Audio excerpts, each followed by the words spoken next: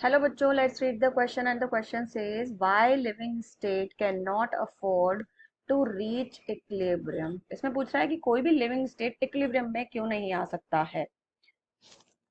अब इसको समझने के लिए इसमें ऑप्शंस दे रखे हैं। Due to insufficiency of biomolecule, biomolecule की कमी की वजह से होता है क्या ऐसा। सेकेंड रीजन दे रखा है कि हमेशा वो एक्टिव रहते हैं बायोमोलिक्यूल्स। देन थर्ड दे रखा है to save the energy, energy को बचाने के लिए ऐसा होता है। And D none of the above. तो सॉल्व करने के लिए हम देते हैं इसमें की कॉन्सेप्ट, और इसमें की कॉन्सेप्ट है हमारा इक्विलिब्रियम। अब ये इक्विलिब्रियम टर्म क्या होता है, let's find out the meaning. Equilibrium जो होता है, it is a state at which any system does not perform any work। मतलब आप कह सकते हो एक ऐसी स्टेट आती है, एक ऐसी सिचुएशन आती है जब कोई भी सिस्टम जो है वो अपना काम करना बंद कर देता है, वो स्टॉप हो जाता है, उसको हम इक्विलिब्रियम कहते हैं। इसका बहुत सिंपल एग्जांपल अगर मैं लूं तो फॉर एग्जांपल एक बकेट लेते हैं हम, bucket A and bucket B. दोनों को हम एक टनल से कनेक्ट करते हैं। एक बकेट में हमने वाटर रखा है और दूसरे में हमने पानी नहीं रखा है। तो व्हाट विल हैपन, यहां से ये बकेट से पानी इधर जाएगा और इसको यहां तक फिल कर देगा। जैसे ही इन दोनों का वाटर लेवल इक्वल हो जाएगा, the flow stop.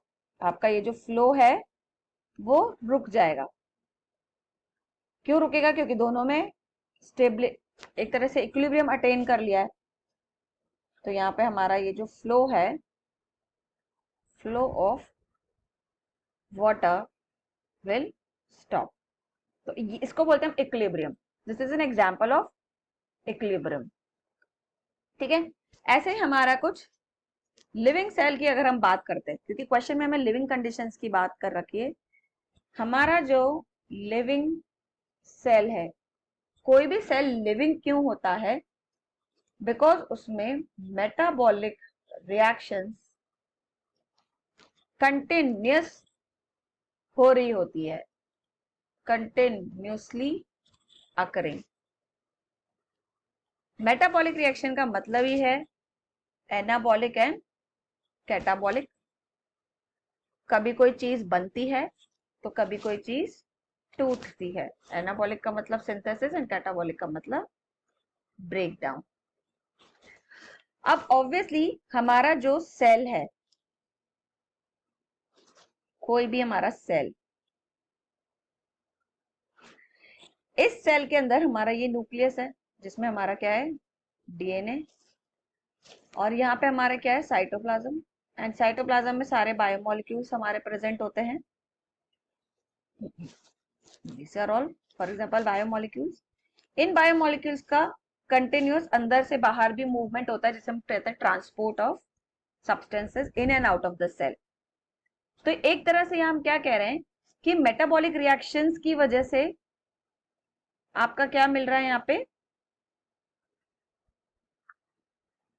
Due to metabolic reactions that occurring continuously.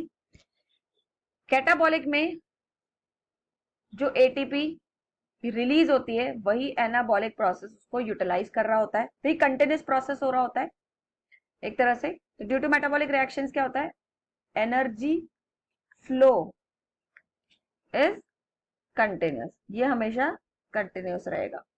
अब एनर्जी फ्लो कंटिन्यूस है तो ऑब्वियसली सिस्टम में सब्सटेंसेस का मूवमेंट भी होता रहेगा क्योंकि एनर्जी है। तो due to this movement of biomolecule will also continuous, ये भी कंटिन्यूस रहेगा। तो इसकी वजह से क्या होगा, इक्विलिब्रियम नहीं अटेन होगा। No equilibrium